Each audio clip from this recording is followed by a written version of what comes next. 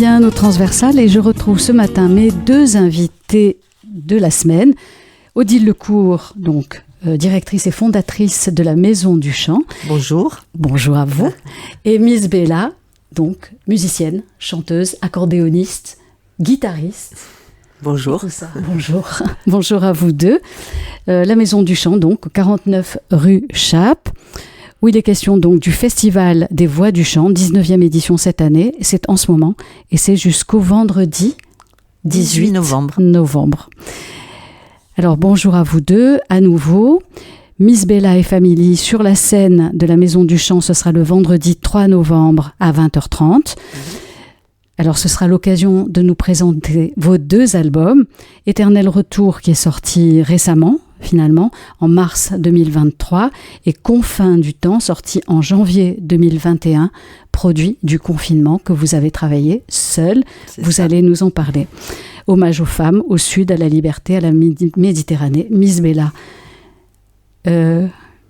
Anciennement, Michel de Belladonna 9CH reprend la scène avec deux albums, chansons électro-dub du Sud, 13 titres qui racontent Marseille, l'exil, l'errance, l'espoir, l'éternel retour des choses. Voilà, bon, moi je vais arrêter là. En revanche, je vais vous demander, je vous ai demandé hier qui était Miss Bella, et ce que c'est Miss Bella, et d'où venez-vous, de quel univers venez-vous? À vous. Alors l'univers, pendant 30 ans, il y a un groupe dont j'ai fait partie qui s'appelait Belladonna 9CH. Que vous avez créé. Voilà, que j'ai créé avec mon ancienne partenaire, avec Agnès. Et c'était donc de la chanson électro des Balkans, on va dire. Avec un fort univers dada, on aime beaucoup le décalé, etc. Et en fait, ce groupe-là s'est arrêté en 2019. Et il y a eu le confinement, donc toutes les salles fermées, enfin le total chaos. Et dans ce contexte-là, je me suis dit là maintenant, je vais plonger. Qu'est-ce que je fais ? Je vais plonger dans mon bocal. J'ai pas de réunion, j'ai pas de rendez-vous, j'ai pas besoin de courir partout à Marseille. Je vais être dans mon bocal et je vais faire ma musique. Et au début, ce qui était une frustration est devenu un grand bonheur. Et donc ce nouveau projet, Miss Bella, est tout neuf. En fait, il a 1 an, c'est-à-dire que l'an dernier, je l'ai déjà un petit peu montré avec un collectif qui s'appelait Instinctive. Et cette année, j'ai repris les morceaux, mais pour les faire vivre à travers plusieurs sensibilités. Parce qu'en fait, les 3 musiciennes avec qui je travaille en principe sont vraiment à la fois différentes de moi, mais on a le même univers qui est sur quelque chose d'assez instinctif, d'assez solaire, très éco-conscient, féministe aussi. C'est vrai qu'aujourd'hui c'est presque un gros mot, mais on va le dire dans le sens du tout, non. Retrouver la liberté de la moitié de l'humanité, quand même. Et au niveau musical, en fait, ce qui est intéressant, c'est que moi, je viens en fait du blues, de la musique classique et du jazz. Et après, j'ai appris à jouer de la guitare électrique. C'est pratique, même avec 2 cordes, on fait beaucoup de bruit, on fait des choses rigolotes. On va dire ça comme ça au début. Mais en fait, ce que j'ai développé beaucoup, c'est le mélange des styles avec l'accordéon qui vient pas du musette pour moi, mais de la musique des Balkans. Ça apporte énormément, l'accordéon. Voilà. C'est énorme, c'est très très beau. C'est un instrument magique qui fait rêver, qui fait des vibrations, qui nous mettent vraiment dans un état second, quoi. Et avec la musique électronique que je compose sur mon ordinateur, mais en fait dessus, j'ai toujours aimé rajouter du live, donc guitare électrique et accordéon. Jenna joue de la darbuka comme une déesse et ça amène quelque chose de très terrien, de très puissant. Et les 2 chanteuses, les 2 choristes qui sont avec nous sont des plasticiennes, mais ce sont des plasticiennes qui adorent faire de la musique. Et en fait, elles font tout le temps des jams avec leurs amis. Et quand elles sont venues poser leur voix sur mes morceaux, je me suis dit, mais c'est ça qu'il fallait. C'est des voix de jeunes, puisqu'elles ont 20, 22, 24 ans, mais elles ont déjà une maturité, une responsabilité par rapport à la planète, par rapport au rôle des femmes, par rapport à des choses comme ça. Et il y a quelque chose de très beau qui s'est tout de suite dessiné dans nos répétitions, parce qu'en fait, on s'est posé un peu en mode improvisation, parce que moi je travaille beaucoup avec l'impro, avec le hasard. Vous allez nous expliquer tout ça. En fait, ce qui est intéressant, c'est que la musique, c'est écrit, on a un canevas, mais par-dessus ça, il y a la sensibilité qu'on a qui est toujours différente à chaque instant. Bien sûr. Du coup, ça va donner des intensités différentes, ça va donner une interprétation différente.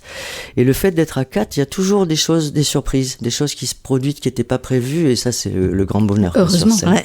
Alors moi, je vais vous demander quand même, avant de poursuivre, de nous présenter les autres personnes qui sont avec vous, les autres artistes. Alors Miss Bella and Family, Oui. Alors, quels sont les noms et chacune a sa spécificité. Alors, je vous laisse en parler. N-Family, c'est vraiment parce que c'est une famille. C'est une famille, on a bien compris. Voilà. On a bien compris. Donc, il y a Jenna qui travaille avec moi depuis 2022, qui est une darboukiste et chanteuse, qui avait un groupe qui s'appelle Daughter Jenna and the Urban Lions.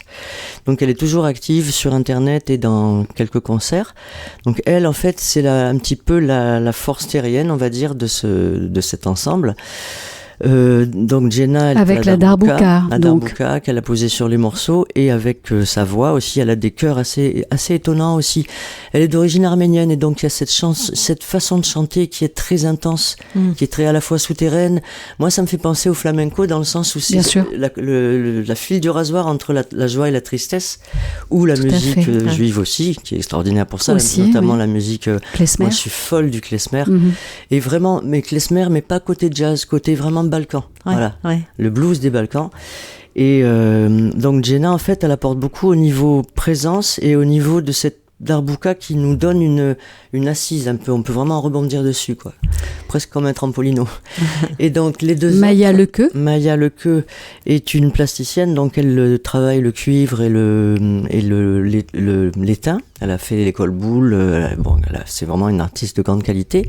Et à côté de ça, avec ses amis, ils font des jams tout le temps, avec des guitares, des saxos, des pianos. Enfin, ils font de la musique. Et en fait, je l'ai connue par une amie à moi, c'est la fille d'une amie à moi, et elle est venue poser un jour, on a fait un essai, elle était là pour l'apéro, elle a pris un petit micro, elle a commencé à faire des impros, et moi je suis tombé raide. Je me suis dit, mais non, mais toi tu viens jouer avec moi. Je lui ai dit, tu viens jouer avec moi. Et elle a embarqué sa coloc. Donc elle chante, elle chante avec vous. Voilà. C'est ça. Elle chante, et elle fait pas que chanter, elle slam aussi. Elles ont un côté alors slam. Le slam, c'est très intéressant parce qu'elles sont dans la poésie chantée toutes les deux, donc elles sont dans le rythme, elles ont vraiment un beau flow, comme on dit, un beau phrasé, et des voix. Moi j'ai une voix assez grave, assez on va dire grave, mais profonde. Ouais. Et elles ont des voix légères, aussi bien Maya que Malti. Et Maya a une voix très douce, mais qui peut devenir très incisive aussi. Et d'ailleurs, elles vont faire un petit morceau qu'elles ont composé toutes les deux pour le concert du 3 novembre. Rendez-vous le 3 novembre à la Maison du Chant. Très engagé. Ouais. Ensuite, il y a Malti Bajaj. Malti Bajaj, qui est donc elle aussi plasticienne. Elle fait de la tapisserie d'art, mais à côté de ça, elle. Comme quoi, la tapisserie d'art, ça mène à tout. Très bien. Et donc, elle est venue aussi chanter, et elles ont des voix complémentaires, très différentes, mais qui ont trouvé leur place. Et avec Jenna qui chante d'une manière plus tribale, avec une voix plus du ventre, presque comme du chant diphonique à la limite. Il y a vraiment une harmonie entre ces quatre voix-là. Et alors, il va y avoir en plus Kaliroy Raouzeo qui a une voix de l'autre justement, monde.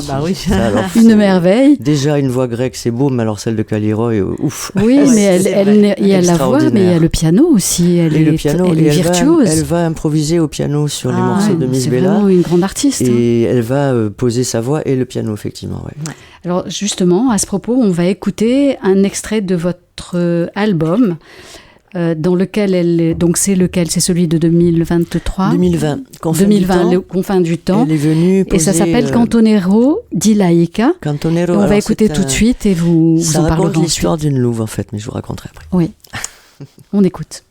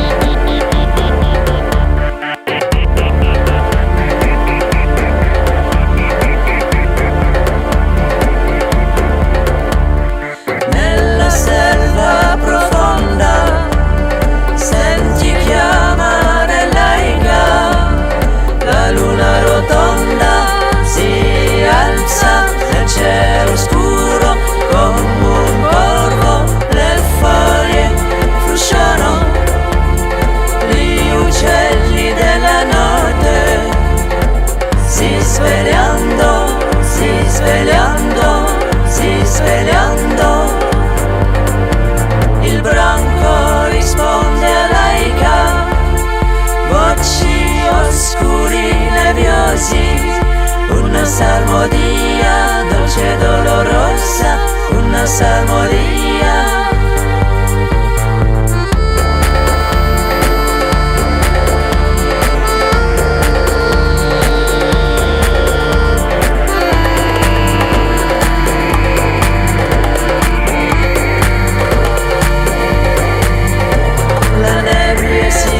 Negli alberi, la luna si guarda nel lago, l'aica aspetta il brancole con la rovesciata.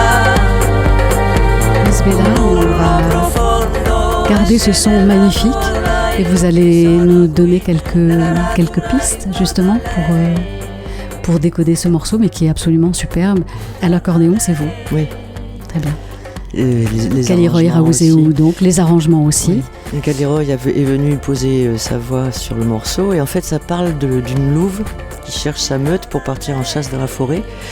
Mais je pensais beaucoup au livre de Clarissa Pinkola Estés, Femme qui court avec les loups, qui était un livre qui est absolument fondateur pour toutes les femmes. Je pense que ça devrait être même donné à l'école primaire, où en fait elle reprend toute la mythologie et les légendes du monde sur les femmes et elle les tire dans un sens un peu féministe. Et en fait, elle détricote aussi par certaines choses de Brudon Bettelheim qui m'énervaient beaucoup sur les femmes et elle met une vision de femme là-dessus. Et en fait, c'est un petit peu la louve, c'est le symbole de la femme sauvage qui va retrouver sa force instinctive et qui va partir dans la nature et qui va arrêter de vivre selon les codes imposés de la société, etc., patriarcale. Ça. Le message est passé. C'est un message de liberté. Oui. Ouais. Donc, vous êtes. Alors, c'est un morceau que vous avez travaillé pendant le confinement. Voilà, je l'ai composé pendant le confinement. Moi, la question que je me suis posée en travaillant sur cette émission de cette semaine, je me disais, mais comment on fait quand on passe d'un duo de 30 ans? Certes, il y a eu le confinement qui vous a obligé à vous remettre en travaillant seul, quoi. Mais comment vous avez fait et comment ensuite remettre des voix et travailler ensuite en équipe là-dessus? Comment vous avez fait? Quels sont les ressorts que vous avez mis en place? Isabella, si vous pouvez répondre à cette question. Oui, c'est une grande question. En fait, le groupe de 30 ans, je l'ai pleuré quand même pendant quelques mois parce que on s'arrête pas comme ça de façon anodine. Ouais. En plus, c'était une histoire d'amitié formidable. Enfin, il y avait vraiment un truc. J'ai envie de dire, on avait un seul cerveau pour deux musiciennes. Mais en fait, une fois que j'ai accepté que ce groupe devait s'arrêter, je sais que moi je suis quelqu'un qui a besoin de la scène, c'est mon adrénaline. On a compris que c'est une nécessité chez vous. Beaucoup de plaisir et c'est même nécessaire. Et cet album, je l'ai fait dans une optique de le produire avec d'autres personnes de toute façon, enfin de le produire sur scène, je veux dire avec d'autres personnes. Je savais que c'était moi qui faisais la compo, l'arrangement, les textes et tout ça. C'est vrai que c'est la première fois que j'écrivais tous les textes, alors que dans Belladonna, il y avait Agnès qui écrivait beaucoup. Et là, en fait, ce qui a été très intéressant, c'est que j'ai commencé à changer de manière de composer aussi avec d'autres logiciels, en revenant plus aussi au piano. Dans cet album, il y a plus de piano joué que j'ai joué moi sur mon synthé. Que vous avez joué? Oui, à la base, je suis pianiste. Moi, petite, on m'a mis au piano. Je croyais que vous étiez guitariste et accordéoniste. Donc vous êtes pianiste au départ. C'est votre formation de base. Dans l'enfance, j'ai appris le piano. Voilà, j'ai appris le piano classique et le solfège. Vous avez enseigné aussi? Et j'ai enseigné la musique pendant... Non, la musique en collège. Mais ça, voilà. C'était il y a longtemps. C'est bien, ça suffit, ça a été fait. Oui. Non, mais en fait, mon grand plaisir, c'est de transmettre ce que j'aime et maintenant, ça se passe avec le public. C'est-à-dire qu'on arrive avec quelque chose, on présente un projet qui fait pas mal voyager quand même, parce que c'est vrai que ça vous emmène... il y a des morceaux en italien, parce que je suis d'origine sicilienne et que c'est vraiment quelque chose qui m'a beaucoup marqué, la Sicile, avec la pauvreté extrême, mais aussi la créativité extrême, et ce côté résilient de quitter. Il y a un morceau qui s'appelle Le Babi dans l'album, qui parle des immigrés italiens qui ont débarqué en France au début du 20e, 1902-1903, pour faire le pont transborder à Marseille, entre autres, et qui étaient vraiment maltraités. On les appelait des crapauds. Babi, ça veut dire crapaud quand même en occitan. Oui. Et en fait, cet exil, en fait, vous êtes né en Italie? Moi, je suis né en Tunisie. D'accord. Parce qu'en fait, ma famille, ils ont migré en Tunisie, parce que la France n'était pas tellement accueillante selon les endroits, donc ils sont partis en Tunisie. Et là, en fait, après on est retourné en France parce qu'il y a eu ce qu'il y a eu. Mais en fait, moi, j'ai été beaucoup marqué par la musique orientale dans ma toute petite enfance. Je suis parti de Tunisie, j'avais 3 ans et demi. Et en fait, il y a quelque chose qui m'a vraiment imprégné dans ce soleil, dans ce côté-là aussi. On trouve d'ailleurs le mélange entre la tristesse et la joie, parce que ce sont des pays pauvres, ce sont des pays qui ont eu des histoires compliquées, etc. Et là, ce qui s'est passé avec le confinement, il y a eu une rage d'être enfermé qui m'a donné l'envie de m'échapper dans ma tête. Et c'est pour ça que ça parle tellement de voyage et de liberté, cet album aussi. Et quand le confinement a été fini, j'ai fait des rencontres musicales qui m'ont amené ensuite, en 2022, à monter ce nouveau collectif, avec donc Jenna, qui était déjà là dans le collectif de l'an dernier, qui était un petit peu quelqu'un que je connaissais déjà bien, et les 2 jeunes qu'on a embarqués un peu à l'aveuglette, mais elles ont dit ok, on fonce. Et mais vous les avez rencontrés comment et ça s'est Alors fait Jenna, donc c'est par le milieu de la musique marseillais, et les 2 petites, je vous disais tout à l'heure, Maya, c'est la fille d'une amie à moi. Ah oui. Et Malti, c'est sa coloc et meilleure amie. Et elles font plein de choses ensemble. Et elles avaient commencé la musique ensemble. Maya joue de la trompette aussi. Il faudra que je les pousse d'ailleurs un peu à sortir les instruments. Et en fait, là, ce qui est étonnant, c'est que ces jeunes femmes n'ont fait que 3 concerts avec moi. Et déjà, le 3e, là, à l'intermédiaire, c'était hallucinant. Comme elles ont grandi, elles ont pris de la maturité. Et je pense que le 3 novembre, on va avoir des bonnes surprises. Super. Dans l'auditorium, ça va être super. Ouais. Et donc, la musique, en fait, se promène entre la chanson, parce que c'est vrai que j'ai des grands amours dans la chanson française, comme Brel, comme Barbara, comme Christophe, des gens comme ça. Mais il y a aussi, j'aime beaucoup Massive Attack, Tricky, enfin toute cette scène électro, trip-hop des années 80, Bristol, etc. Le son des années 80, j'avoue que je suis resté dedans un petit peu quand même, ça reste mon grand amour. Mais qu'il y a du bon, hein, évidemment, quand même. Voilà, et puis en fait, il y a eu plein de choses différentes aussi dans les années 80. Et aujourd'hui, j'écoute vraiment beaucoup de choses différentes. Et j'ai un grand coup de cœur pour Zao de Sagazan, que j'ai vu déjà 3 fois en concert, qui est une future grande à 23 ans. Chapeau, la Miss, franchement. Et je pense qu'il y a des artistes en France aujourd'hui qui recommencent à avoir une voix, avec des choses à dire, avec une énergie particulière à elle, et une manière très solaire et très nouvelle de prendre, par exemple, qui font aussi de l'électro ou de la techno, avec des voix. Parce que ça, c'est quand même assez récent. Odile, vous avez quelque chose à rajouter là-dessus? Je vois votre œil qui pétille. Non, mais c'est vrai, je suis d'accord avec Michel. Moi, j'étais un peu désespérée de la chanson française toutes ces dernières années, parce que je trouvais que c'était vraiment pas très intéressant. Et que, effectivement, on découvre aujourd'hui des artistes, non seulement qui ont quelque chose à dire, mais qui le disent avec tellement à la fois de poésie et de force, et une musicalité qui est extra. Et c'est vrai que ça fait plaisir de découvrir tout ça. Absolument. Je pense que là, on va avoir une scène française très intéressante. Ouais. Déjà, ça commence. Oui, absolument. Oui. Ah bah oui, il y a quelques jeunes talents. Ouais, tout à fait. Donc, Miss Bella, on pourra vous entendre à l'auditorium de la Maison du Chant, donc le 3 novembre. Avec votre famille, avec votre Family, avec votre nouveau groupe. On a hâte de les rencontrer, de vous entendre. Ça, c'est le 2e album de Miss Bella Bascule. Et oui, je voulais qu'il y ait un des 2. Oui.